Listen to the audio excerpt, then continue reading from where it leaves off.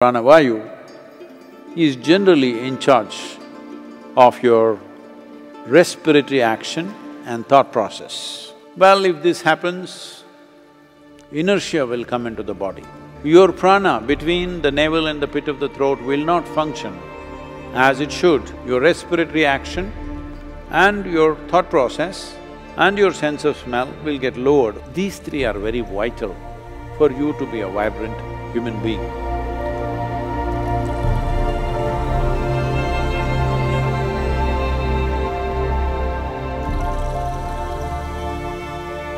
See, there are various movements within the body, as each individual may know this to some extent. If you're a doctor, you think in terms of blood flowing and others, glandular functions happening, which determines your moods and your experiences. But there is something deeper than that. That is, first thing is, the movement of energy, the movement of different vayus in the system, there should be no blockages. So there are vital passages within the body, particularly in the head region. If these passages are blocked, keeping yourself up in an exuberant way is a great effort.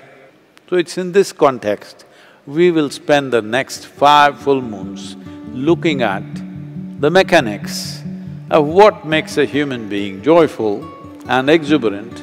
What is the mechanics? What one needs to do? The word vayu literally means that which moves, generally referred to the air. Right now here, the air is moving with force, you can't miss it. It's moving a lot of things along with it. So this aspect which we refer to as vayu is that which moves, it's also an element. Within the body, in a fundamental way, it manifests as 5 basic vayus. Well, if you want to understand it a little more profoundly, it becomes 10. If you want to know every intricacy about it, it becomes 84. But they're too subtle. You will have to spend lifetimes of focus to figure these things out.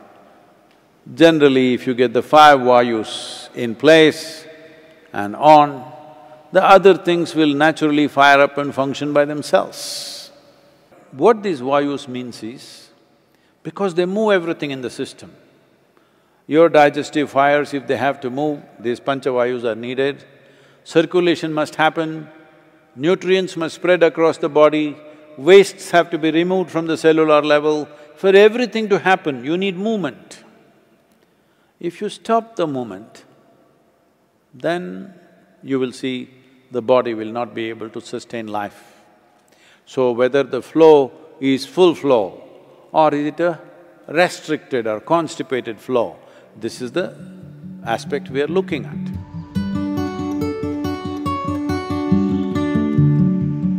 To breathe in the right way, if you watch a child, you would see if a child is asleep, you will see child breathes in such a way, the breath is largely between pit of the throat to the navel.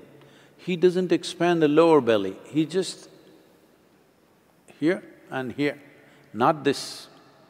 Some adults might have developed the habit of breathing through the entire belly.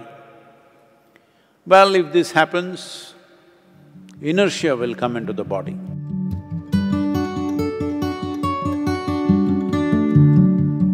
If you generate gases below the navel, that is, if you eat certain types of foods, well, we've gone through this for those of you who've been in engineering. If you eat too much of tuberous material like potatoes and other tuberous substances, you will generate gas which is below the navel. Once you generate gas there, your prana between the navel and the pit of the throat will not function as it should, and the dynamism levels in your system will go down. This is one reason those who wish to meditate, those who are students and those who need to focus their mind and stay awake for long periods of time, they should not eat those substances.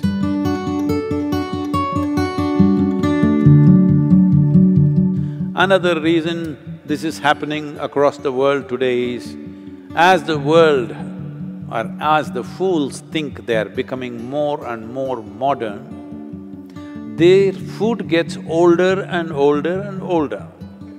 Fresh food is for the uncivilized. If you're very civilized, you must go to a superstore, buy a box, it has a plastic wrap, take it and throw it, knowing fully well it cannot be biodegraded, and the can is made of something else, usually plastic or aluminum or whatever. From that, if you want, you can heat it in the microwave, which is one more bad thing you're doing, and eat. This may be minimum 3 months old. No, it was in the refrigerator.